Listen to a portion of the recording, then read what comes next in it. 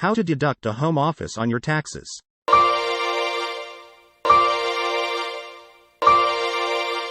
If you're a business owner, here's a strategy that can save you thousands of dollars. The CPA will go into further detail.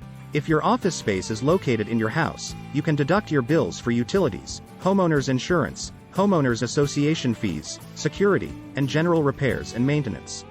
Mortgage interest and property taxes are deductible expenses if you qualify for home office deductions. You can deduct the percentage of the square footage of your office divided by the total square footage of your house. You would calculate the tax rate times savings. If your house is 4,000 square feet and your office is 1,000 square feet, and your rent is $4,000 a month, 25% or $1,000 a month is deductible, which is $12,000 a year times the income tax rate. Savings ranges depends on the square footage of your house and the amount of your rent and mortgage payment. Limited to net income.